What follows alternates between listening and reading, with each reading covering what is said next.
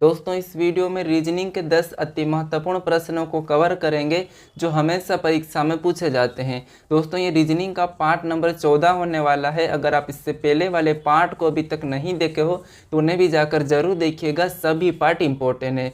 दोस्तों इन 10 प्रश्नों के बाद मैं आपको एक प्रश्न दूंगा जिसका आंसर आपको देना होगा। तो चलिए हम शुरू करते हैं प्रश्न 1 से।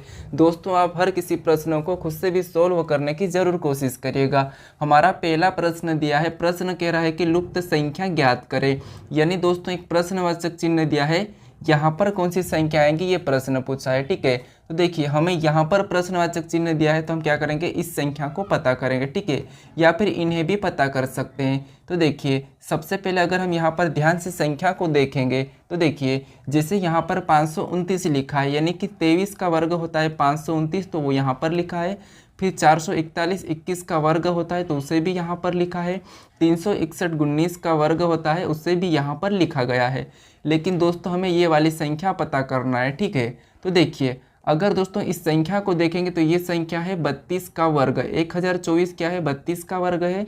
और 144 ये संख्या 12 का वर्ग है। ठीक है, ये संख्या क्या है, 12 का वर्ग है। अब देखिए अगर हम यहाँ पर ध्यान से देखेंगे तो 23 को उल्टा लिखेंगे। जिसे हम 23 को आपस में बदल देंगे तो कितने हो जाएंगे, 32 लिख लेंगे। ठीक है, और 21 को भी आपस में बदल देंगे तो कितने हो जाएंगे, 12 हो जाएंगे। अब उसके बाद देखिए जैसे यहाँ पर आपस में बदलने पर 32 और यहाँ पर 32 का वर्ग किया है, यहाँ पर भी आपस में बदलने पर 12 और यहाँ पर भी 12 वर्ग किया है। ठीक है, तो हम क्या करेंगे, इस 19 को भी आपस में बदल देंगे। तो 19 को आपस में बदलेंगे तो कितने हो जाएंगे, 91 हो जाएंगे। यानी दोस्तों जो प्रश्नवाचक चिन्ह है यहाँ पर क्या आएगा, 91 का वर्ग आएगा। अब 91 का वर्ग कितना होता है, तो 91 का वर्ग होता है 82 81। ठीक है, कितना होता है, 82 81। ये हम ऑप्शन में देखेंगे तो ऑप्शन हमारे डी में दिया है, तो ऑप्शन डी वाला हमारा सही जवाब हो जाएगा। ठीक है, चलिए बढ़ता हम प्रश्न 2 पे। अब दूसरे नंबर का प्रश्न दिया है, प्रश्न कह रहा है कि दिए गए विकल्पों में से संबंधित संख्या को चुनिए। यानी दोस्तों जैसे n गुणे एम का संबंध 14 गुणे 13 से है तो हमें यहाँ पर x गुणे z का बताना। ठीक है, यानी ये प्रश्न एनालॉगी का है। तो सबसे पहले हमें पता करना है कि यहाँ पर n गुणे एम 14 13 कैसे दिया है, उसी तरह यहाँ पर x गुणे z का बताना है। ठीक है, तो देखिए क्या करेंगे, यहाँ पर सबसे पहले हम ध्यान से देखेंगे प्रश्न को। सबसे पहले हमें क्या करना है, ध्यान से देखना है। तो देखिए जैसे n हमारा ABCD में 14 नंबर पे आता है तो उसे 14 लिखा है। ठीक है, फिर बाद में यहाँ पर गुणे का चिन्ह तो वैसा ही लगा है। उसके बाद एम हमारा ABCD में 13 नंबर पे आता तो यहाँ पर 13 लिखा है। तो इसका मतलब ये है भी हम भी क्या करेंगे, यहाँ पर जैसे 23 नंबर यानी कि जो हमारा x दिया है, x कितने नंबर पे आता है, तो x आता है 24 नंबर पे, तो उसे हम क्या करेंगे 24 लिख लेंगे। फिर जो गुणे का चिन्ह है उसे हम वैसा ही लगा लेंगे, ये गुणे का चिन्ह लगा लिया। उसके बाद अब z कितने नंबर पे आता है, ये तो हमने 24 लिखा है, z हमारा कितने पे आता है, 26 पे आता है। तो हम भी सेम तरीके से वैसा ही लिखेंगे जैसे यहाँ पर इसने लिखा था, तो हमने भी यहाँ पर सेम तरीके से लिखा है। तो हमारा क्या आया, 24 गुणे 26। ऑप्शन में देखेंगे 24 गुणे 26, तो ऑप्शन हमारे सी में दिया है, तो ऑप्शन हमारा सी वाला सही जवाब हो जाएगा। दोस्तों ये इम्पोर्टेंट क्वेश्चन था। चलिए बढ़ता हूँ प्रश्न 3 पे। अब तीसरे नंबर का प्रश्न दिया है, प्रश्न कह रहा है कि दिए गए ब्लॉक पर जब निचली सतह 10 है तो ऊपर वाली सतह कौन सी होगी, यानी कि कौन सी संख्या होगी। दोस्तों देखिए ये प्रश्न एक घुमावदार प्रश्न है, आप इसे छोड़कर भी आ सकते हो। इम्पोर्टेंट प्रश्न आपको यहाँ पर सीखना चाहिए। जैसे देखिए प्रश्न क्या कह रहा है कि दिए गए ब्लॉक पर जब निचली सतह 10 है तो ऊपरी सतह पर कौन सी संख्या होगी, ये प्रश्न पूछा है। ठीक है, तो देखिए हम क्या करते हैं, पासे को जब भी सोल्व करते हैं, 2 पासे या 3 पासे या 4 पासे, तो क्या करते हैं हम कॉमन अंक देखते हैं। लेकिन दोस्तों यहाँ पर देखिए आपको कोई भी ऐसा कॉमन अंक नहीं दिख रहा है। ठीक है, जब दोस्तों कॉमन अंक नहीं दिखे तो आपको क्या करना है, जहाँ पर जो सतह दिख रही है वही आपस की विपरीत हो जाती है। ठीक है, जैसे आपको यहाँ पर इम्पोर्टेंट है, नोट कर लेना। जैसे हमारी ये जो 2 दिख रहा है जिस सतह पर, सेम उसी सतह पर 6 है, तो ये आपस में विपरीत होंगे। ठीक है, ये नोट कर लेना। उसके बाद जैसे यहाँ पर ऊपर वाली सतह पर 10 दिख रहा है और इधर 12 दिख रहा है, ये भी आपस में क्या होंगे, विपरीत हो जाएंगे, ठीक है। उसके बाद अब देखिए, जैसे इस साइड में 4 दिखा है तो इस साइड में भी 8 है, तो ये भी एक दूसरे के विपरीत हो जाएंगे। यानी दोस्तों हमें इस टाइप के प्रश्न में कभी भी कॉमन नहीं देखना है, ठीक है। तो हमारा यहाँ पर क्या है, 10 का पूछा था, किसका पूछा था, हमें 10 का पूछा है, तो 10 का क्या हो जाएगा, 12 हो जाएगा। तो ऑप्शन हमारा यहाँ पर बी वाला सही होगा। अब देखिए, अगर आप क्या करते हो, आपको कॉमन अंक नहीं मिलता तो आप प्रश्न को छोड़कर आ जाते कि यहाँ पर इसका विपरीत कैसे बताए। आप मानते कि ये प्रश्न गलत दिया था तो आप छोड़ के आ जाओगे, लेकिन नहीं, प्रश्न कभी भी ज़्यादा गलत नहीं देते हैं। तो इसीलिए यहाँ पर जो मैं तरीका बताया, ये तरीका आप अपनाना, ठीक है। तो ऑप्शन बी वाला सही जवाब हो जाएगा। दोस्तों अगर आप अभी तक इस चैनल को सब्सक्राइब नहीं कर रहे हो तो ज़रूर सब्सक्राइब कर लीजिएगा, ठीक है। तो चलिए हम बढ़ते हैं प्रश्न 4 पे।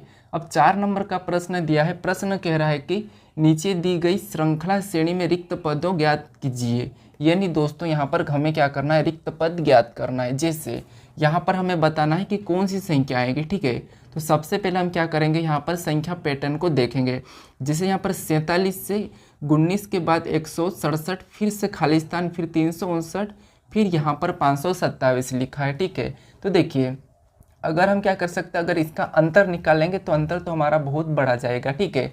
तो अब देखिए यहाँ पर क्या कर सकते हैं, हम यहाँ पर संख्या को ध्यान से देखेंगे।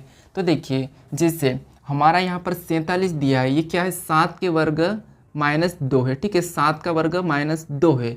अब देखिए, ये जो 47 यानी कि 7 का वर्ग होता है 49 और -2 करेंगे तो 47, और ये 47 लिखा है। अब यहाँ पर देखेंगे तो 119 यानी कि 11 का वर्ग और -2 करेंगे। जैसे 11 का वर्ग -2 करेंगे तो यहाँ पर भी 119 होंगे, क्योंकि 11 का वर्ग होता है 121 और -2 कर देंगे तो 119, ठीक है। अब देखिए अगला हमारा 167 है, और यहाँ पर हम क्या करेंगे, 13 का वर्ग -2, ठीक है। 13 का वर्ग -2 करेंगे तो कितने होते हैं, 13 का वर्ग होता है 169 और -2 करेंगे तो 167, तो वो भी यहाँ पर दिया है। उसके बाद इस संख्या को देखेंगे 359 को। तो अब देखिए यहाँ पर क्या कर सकते हैं, 19, ठीक है। यहाँ पर क्या करेंगे, 19 का वर्ग कितना होता है, तो 361 होता है, और इसमें भी -2 करेंगे तो 359 हो जाएंगे, ठीक है। 361 19 का वर्ग होता है, -2 करेंगे तो 359। उसके बाद आगे वाली संख्या को देखें तो 527, यानी दोस्तों जैसे यहाँ पर क्या करेंगे, 23 का वर्ग और -2 करेंगे तो 23 का वर्ग होता है 529, और -2 करेंगे तो 527 भी यहाँ पर दिया है। अब देखिए इन संख्या को ध्यान से देखेंगे तो जैसे ये 7 का वर्ग, उसके बाद 11 का वर्ग, फिर 13 का वर्ग, यहाँ पर हमें तो बताना है, फिर यहाँ पर 19 का वर्ग और 23 का वर्ग।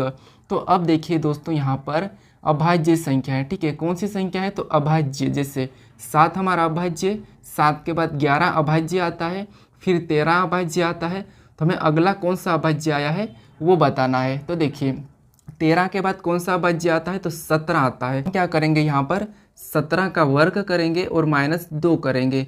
अब 17 का वर्ग कितना होता है, तो 17 का वर्ग आपको पता होना चाहिए 289, ठीक है। 289 में क्या करेंगे दोस्तों, हम यहाँ पर 2 माइनस करेंगे, तो 289 -2। अब 289 -2 करेंगे तो हमारे कितने हो जाएंगे, 287। कितने हो जाएंगे, 287। यानी दोस्तों यहाँ पर क्या आना चाहिए, 287 आना चाहिए, ठीक है। अब देखिए जैसे इसके बाद हमारी अगली अभाज्य संख्या क्या है, 19, फिर 23, यानी कि पैटर्न हमारा सही है। तो 287 हमारा क्या होगा, सही जवाब हो जाएगा, यानी कि ऑप्शन डी वाला हमारा क्या होगा, सही जवाब हो जाएगा, ठीक है। चलिए बढ़ता हूँ प्रश्न 5 पे। अब 5वें नंबर का प्रश्न दिया है। प्रश्न कह रहा है कि विषम संख्या के जोड़े ज्ञात करें। यानी दोस्तों यहाँ पर हमें 4 ऑप्शन दिए हैं, ए, बी, सी और डी। तो हमें यहाँ पर विषम संख्या के जोड़े बताना है, ठीक है। तो देखिए अगर हम संख्या को क्या कर सकते हैं, इसका अंतर देखेंगे तो कितने का है, 9 का अंतर है, ठीक है। देखिए 34 से 6 और 3 9, यहाँ पर 9 का अंतर है। यहाँ पर देखेंगे, देखिए यहाँ पर तो 9 का अंतर है, और यहाँ पर देखेंगे तो 75, और यानी कि यहाँ पर तो दोस्तों यहाँ पर 18 का अंतर है। फिर यहाँ पर देखेंगे तो 12 से यहाँ पर 21 लिखा है, तो यहाँ पर कितना है, तो यहाँ पर 9 का अंतर है। अब देखिए यहाँ पर देखेंगे तो यहाँ पर 15 से 14 यानी कि 1 ही का अंतर है। तो देखिए हम अंतर से तो नहीं कर सकते। अब देखिए अगर हम यहाँ पर ध्यान से देखेंगे तो ये जो 34 लिखा है, ठीक है, ये 34 लिखा है, इसको आपस में पलट देंगे तो कितने होते हैं, 43 हो जाते हैं। सेम तरीके से यहाँ पर भी 57 लिखा है, अगर इसे भी हम आपस में पलट देते हैं तो कितने हो जाते हैं 75। अब यहाँ पर 12 लिखा है, इसे भी आपस में पलट देंगे तो कितने होते हैं 21। अब देखिए यहाँ पर 15 लिखा है, इससे आपस में पलटेंगे तो कितने होंगे 51। लेकिन यहाँ पर क्या लिखा है 14 लिखा है, तो यही हमारा एक विषम जोड़ा हो जाएगा। तो हमारा ऑप्शन कौन सा वाला, डी वाला ही क्या होगा सही जवाब हो जाएगा दोस्तों। ठीक है, कौन सा वाला, ऑप्शन डी वाला, क्योंकि सारा ऑप्शन में संख्या पलटा कर लिखिए, लेकिन यहाँ पर नहीं। ठीक है, यहाँ पर नहीं लिखा है तो ऑप्शन हमारा डी वाला विषम होगा, यानी कि सही जवाब हमारा यही हो जाएगा। चलिए बढ़ता हूँ प्रश्न 6 पे। अब 6 नंबर का प्रश्न दिया है। प्रश्न कह रहा है दोस्तों कि वह आरेख चुनिए जो नीचे दिए गए वर्गों के बीच के संबंध का सही निरूपण करता है, यानी कि सही निरूपण करता है। तो अब दोस्तों जैसे हमें यहाँ पर बेल दिया है, जानवर दिया है और मांसाहारी दिया है, तो हमें यहाँ पर बताना है कि इनका वेन डायग्राम कैसा बनेगा। ठीक है, तो देखिए वेन डायग्राम के रिलेटेड है तो हमें सबसे पहले क्या करना होता है, इन शब्दों का आपस में समझना है कि इनका कोई संबंध है या नहीं है। तो जैसे इनकी रियल लाइफ की बात करते तो जानवर और बेल और मांसाहारी। अब देखिए जो बेल है हमारा ये क्या है, जानवर है। ठीक है, तो ये तो जानवर के अंदर आएगा। अब मांसाहारी दोस्तों, मांसाहारी जानवर होते हैं लेकिन हमारा जो बेल है ये मांसाहारी नहीं है। तो अब देखिए जैसे ये हमारा कौन हो गया, तो ये हमारा जानवर हो गया। अब आपको पता होना चाहिए कि जानवर के अंदर कौन आ जाएगा, बेल आ जाएगा। तो ये हमारा कौन हो गया, बेल हो गया। ठीक है, ये बेल का डायग्राम है। तो ये जानवर के अंदर, यानी कि बेल एक जानवर है तो ये जानवर के अंदर आ जाएगा। ठीक है, उसके बाद अब मांसाहारी, क्या दोस्तों बेल मांसाहारी होता है क्या, तो रियल लाइफ में बेल मांसाहारी नहीं होता है। ठीक है, तो देखिए यानी कि मांसाहारी कौन हो जाएगा, जानवर मांसाहारी होते हैं तो ये कुछ वाला बनेगा। ठीक है, बेल नहीं होता है तो बेल को छोड़ देंगे, हम जानवर होते हैं। ठीक है, जानवर मांसाहारी होते हैं तो इसका डायग्राम ऐसा बनेगा। ठीक है, तो ये ऑप्शन में देखेंगे तो ऑप्शन हमारे डी में दिया है, तो ऑप्शन हमारा डी वाला क्या होगा, सही जवाब हो जाएगा। ठीक है, क्योंकि जानवर ऐसे होते हैं कुछ जो मांसाहारी होते हैं, कुछ जानवर ऐसे होते हैं जो यहाँ पर सर्वाहारी भी होते हैं और शाकाहारी भी होते हैं, तो इसीलिए हमारे यहाँ पर कुछ वाला बना है। ठीक है, तो ऑप्शन डी वाला हमारा सही जवाब हो जाएगा। चलिए बढ़ता हूँ प्रश्न 7 पे। अब 7वें नंबर का प्रश्न दिया है। प्रश्न कह रहा है कि दोस्तों दी गई आकृति में कितनी पुस्तकें काल्पनिक है। यानी दोस्तों हमें यहाँ पर क्या करना है, जैसे जो ये डायग्राम है, ठीक है, ये जो एक वृत्त है इसके अंदर जितने भी अंक है ये केवल क्या है, पुस्तकें हैं मान लीजिए। उसके बाद यहाँ पर इतने जो आयत हमारा है इसके अंदर जितने भी अंक है वो काल्पनिक है, और जो त्रिभुज है इसके अंदर है ये सारे के सारे मुद्रित है। लेकिन दोस्तों हमें यहाँ पर मिक्स किया है, जैसे कि कहा गया है कि कितनी पुस्तकें काल्पनिक है, यानी दोस्तों इस मुद्रित का तो नाम ही नहीं लिया है। ठीक है, तो हमें इसका कुछ छेड़छाड़ नहीं करना है, हमें तो इनसे मतलब रखना है। ठीक, इन दो से। तो अब देखिए हमें कितनी पुस्तकें काल्पनिक है, यानी दोस्तों ऐसे अंक देखना है जो पुस्तक के अंदर भी हो और काल्पनिक के अंदर भी हो। ठीक है, तो अब देखिए हमारा 7 तो नहीं होगा, 9 भी हमारा इसके अंदर नहीं है, फिर हमारा 5 भी नहीं है, 12 भी सिर्फ काल्पनिक के अंदर है तो ये भी नहीं होगा। अब देखिए जो 14 हमारा ये भी पुस्तक के अंदर ही है तो ये भी नहीं होगा।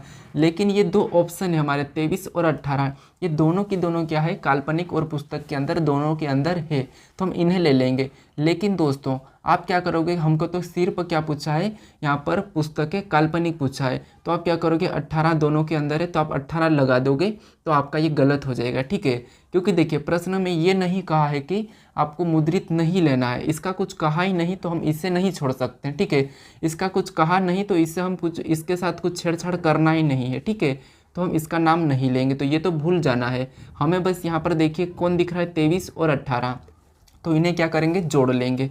अब 23 और 18 को जोड़ेंगे तो कितने हो जाएंगे, देखिए 41 हो जाएंगे, तो 41 हमारा यहाँ पर सही जवाब होगा। ठीक है, बिल्कुल जवाब क्या होगा, सही, यहाँ पर ऑप्शन डी वाला होगा। आप क्या करते हो, हमें पुस्तक का पूछा है और काल्पनिक पूछा है तो हम 18 को लगा लेंगे और 23 को हटा देंगे, ये हम ऐसा करने में गलत होगा। ऐसा कब करना, जब आपको कहा जाए कि कितनी पुस्तकें काल्पनिक है लेकिन मुद्रित नहीं है, तब आपको क्या करना, इस 23 को नहीं लेना है, तब आपका 18 होगा। प्रश्न कैसा पूछा जाएगा कि कितनी पुस्तक काल्पनिक है, कितनी पुस्तक काल्पनिक है जो कि मुद्रित नहीं है, तब आपको क्या करना है, यहाँ पर 23 को नहीं लेना है। लेकिन अभी ऐसा प्रश्न नहीं पूछा था तो हमें यहाँ पर दोनों को लेना है, तो ऑप्शन हमारा डी वाला क्या होगा, सही जवाब हो जाएगा। ठीक है, चलिए बढ़ता हूँ प्रश्न 8 पे। अब 8वें नंबर का प्रश्न दिया है दोस्तों। प्रश्न कह रहा है कि एफ ए का भाई है, सी ए की पुत्री है, के एफ की बहन है, जी सी का भाई है, जी का चाचा कौन है। यानी दोस्तों देखिए ब्लड रिलेशन का क्वेश्चन है। देखिए क्या करेंगे यहाँ पर, एफ ए का भाई है। यानी दोस्तों जैसे ये हमारा कौन हो गया एफ, ठीक है, ये हमारा कौन हो गया एफ, और एफ क्या है, तो एफ दोस्तों हमारा यहाँ पर देखिए एफ हमारा ए का भाई है, तो हम क्या करेंगे, इसका भाई है तो इसका भाई बना लेंगे। ये किसका भाई है, ए का भाई कौन है, एफ है। एफ ए का भाई है तो हम यहाँ पर प्लस लगा लेंगे। उसके बाद आगे कहा गया है कि सी ए की पुत्री है। यानी दोस्तों जो सी है ये क्या है, ए की पुत्री है, तो पुत्री को हम क्या करते हैं, नीचे लिखते हैं। तो ये सी किसकी पुत्री हो गई, ए की पुत्री हो गई, ठीक है, तो पुत्री को माइनस मान लेंगे। उसके बाद आगे कहा है कि के एफ की बहन है। यानी दोस्तों के जो क्या है, एफ की बहन है, तो इसकी कौन हो जाएगी, के बहन हो जाएगी, तो हम यहाँ पर के को बना लेंगे। उसके बाद आगे कहा गया कि जी सी का भाई है। यानी दोस्तों जी सी का भाई है, तो ये इसका कौन हो गया, जी भाई हो गया, तो हम इसे यहाँ पर बना लेंगे, ठीक है। उसके बाद अब देखिए प्रश्न क्या कह रहा है कि यहाँ पर जी का चाचा कौन है, जी का चाचा कौन है, ये प्रश्न पूछा है। तो देखिए जी का चाचा कौन हो जाएगा, तो आपको यहाँ पर दिख रहा होगा ये सी और जी तो आपस में भाई बहन है, ठीक है, यहाँ पर सी और जी आपस में भाई बहन है, और ये जो ए है इनका या तो पिता हो सकता है या माता हो सकता है, ठीक है। तो अब देखिए ये इसका एप क्या है, भाई है, तो यही क्या होगा दोस्तों,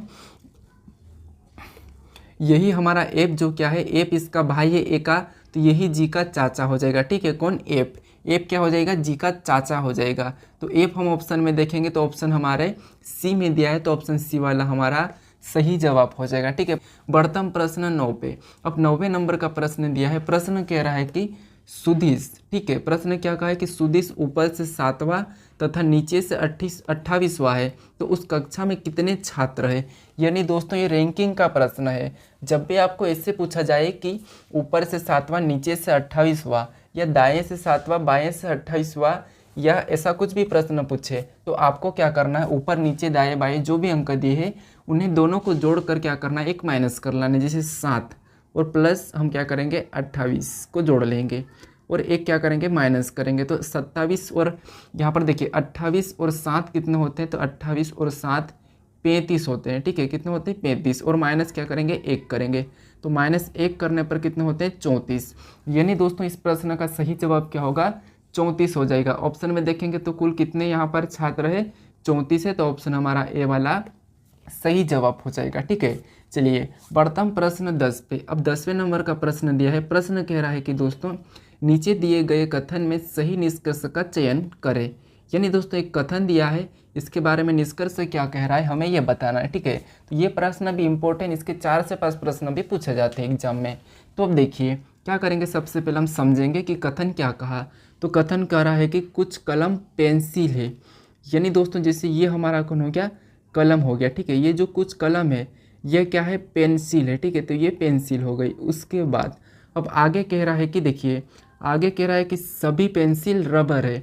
यानी दोस्तों सभी की सभी पेंसिल रबर है, तो इसका डायग्राम ऐसा बन जाएगा, ठीक है, ये क्या हो गई, रबर हो गई। अब इसके बाद अब प्रश्न हमारा यहाँ पर सोल्व होता है कि निष्कर्ष इसके बारे में क्या कह रहा है, ठीक है। तो देखिए अब पहला निष्कर्ष कह रहा है कि कुछ कलम रबर है। यानी दोस्तों यहाँ पर कुछ कलम रबर है, तो ये सही बात है, यानी कि पहला निष्कर्ष तो सही हो जाएगा। आपको यहाँ पर दिख रहा होगा कुछ कलम रबर है। उसके बाद अब देखिए ये हमने पहला पढ़ा, उसके बाद दूसरा कोई कलम रबर नहीं है। यानी दोस्तों जब कुछ है तो कोई, तो यहाँ पर बोल रहा है कि कोई कलम रबर नहीं है, तो ये तो हमारा क्या होगा, गलत होगा, क्योंकि यहाँ पर तो कुछ है, कुछ कलम रबर है, तो यहाँ पर कोई कैसे हो सकता, तो इसीलिए ऑप्शन यहाँ पर हमारा ये दूसरा वाला निष्कर्ष गलत हो जाएगा। अब तीसरा वाला कुछ रबर पेंसिल है, तो यहाँ पर कुछ रबर जो पेंसिल है, जब सारी पेंसिल रबर है तो कुछ तो हो गई, तो यहाँ पर हमारा निष्कर्ष तीसरा भी सही कह रहा है, ठीक है। दूसरा हमारा क्या कह रहा है, गलत कह रहा है। तो ऑप्शन में देखेंगे हम केवल पहला और तीसरा, तो हम ऑप्शन में देखेंगे केवल पहला और तीसरा, तो हमारे यहाँ पर ऑप्शन सी में दिया है, ठीक है, ठीक है, क्या दिया है, और सी में दिया है केवल निष्कर्ष से पहला तथा तीसरा सही है, तो ऑप्शन हमारा सी वाला क्या होगा, सही जवाब हो जाएगा दोस्तों। चलिए बढ़ता हम प्रश्न आगे वाले पे। अब आगे वाला प्रश्न यानी कि दोस्तों एक प्रश्न दिया है, देखिए ये आपका टेस्ट क्वेश्चन है। टेस्ट क्वेश्चन मतलब आपको क्या करना है, इस प्रश्न का सही जवाब कमेंट में बताना, ठीक है। जैसे RT का संबंध WZ से है, तो आपको बताना है PR का, ठीक है। तो ये मुझे कमेंट करके बताइए आपके पास ये ऑप्शन है, ठीक है। अब दोस्तों अगर आप अभी तक मेरे इस चैनल को सब्सक्राइब नहीं कर रहे तो आप प्लीज़ सब्सक्राइब कर लीजिए, ठीक है। अगर आप सब्सक्राइब कर लोगे तो मुझे और भी ज़्यादा मोटिवेट मिलता है, ठीक है। तो आप प्लीज़ सब्सक्राइब कर लीजिए और अभी तक वीडियो को लाइक नहीं किया है तो अभी तो लाइक कर लीजिए, ठीक है। तो चलिए हम मिलते हैं नेक्स्ट वीडियो।